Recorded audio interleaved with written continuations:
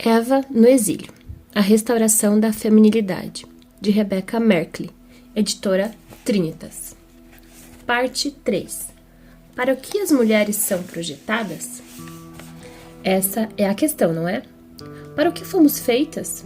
Qual é o nosso papel? Certamente essa é a pergunta mais básica. Deus nos criou para fazer o quê? Estamos nadando a favor ou contra a corrente em nossas atividades diárias? Todas nós sabemos como é frustrante usar a ferramenta errada para um serviço. Quando meu marido estava fazendo seu doutorado, mudamos-nos para o outro lado do oceano, para Oxford, Inglaterra, com 5 crianças pequenas e apenas o que coube em nossas malas. Não é necessário dizer que houve algumas faltas quando nos instalamos em nossa nova casa. Por exemplo, um abridor de latas.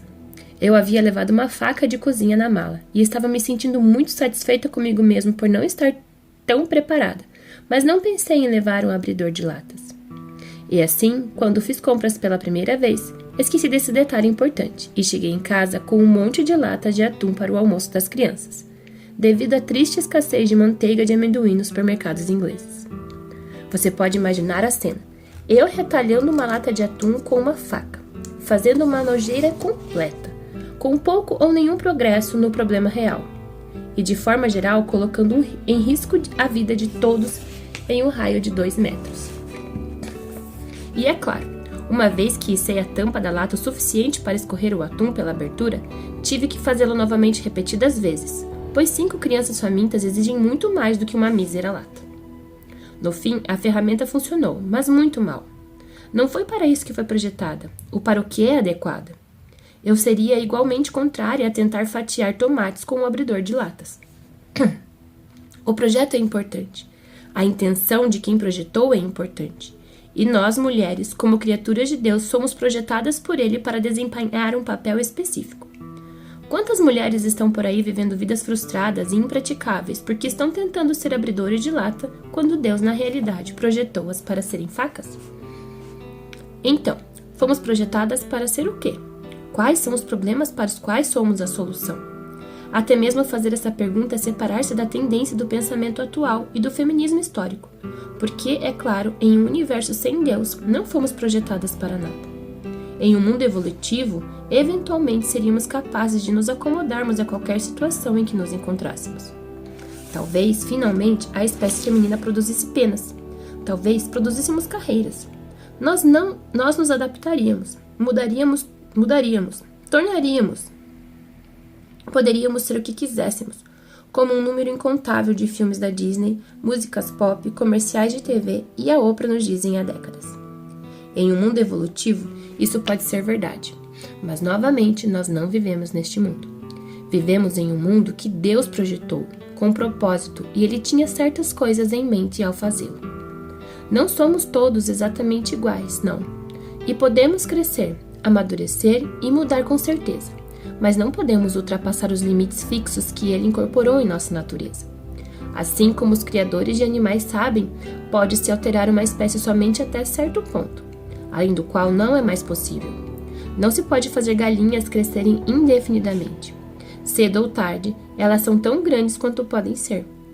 Como se houvesse algum limite interno fixo para quanta variação a espécie consegue suportar. O mesmo vale para as plantas.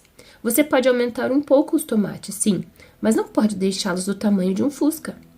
Em determinado momento, não importa mais a experiência do Criador, e o projeto simplesmente para de funcionar.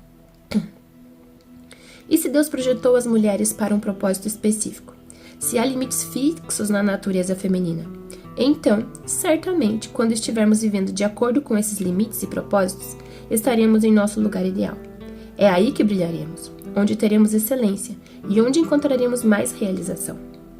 Se os seus cabelos já estão se arrepiando por ler isso, provavelmente é porque você tem receio de que, no fim das contas, aquilo para o que Deus a projetou seja desinteressante, insatisfatório, humilhante e monótono em geral. Você já está imaginando uma casa de cores tristes em um bairro residencial, uma minivan e as longas tardes entediantes com apenas o fogão esperando por você. Mas pare e pense por um segundo. O que sabemos sobre Deus? Ele tem interesse em criaturas monótonas, subestimadas e subutilizadas? Ora, tenha dó. Ele é o Deus que criou o tigre, a águia, o sol, a palmeira. Por que então, quando chegou à humanidade, ele decidiu repentinamente que queria concluir tudo com uma criatura que não tivesse permissão para viver todo o seu potencial e que tivesse que funcionar em apenas 10% de sua capacidade, sem permissão para passar da primeira marcha? Acho que estamos seguras quanto a isso. Tenho certeza de que descobriremos que aquilo para o que Deus nos criou é muito mais deslumbrante, alucinante, assustador e glorioso do que queremos assumir. E duvido que qualquer uma de nós, caso lancemos-nos as funções que ele define para nós, ficará entediada. Portanto, remova de sua mente todos os estereótipos de dona de casa de meados do século, de feminilidade de boneca de porcelana, de damas vitorianas desfalecendo, de mulheres sem permissão para pensarem por si mesmas ou conversar com os homens sobre algo interessante ou importante. Deixe tudo isso de lado.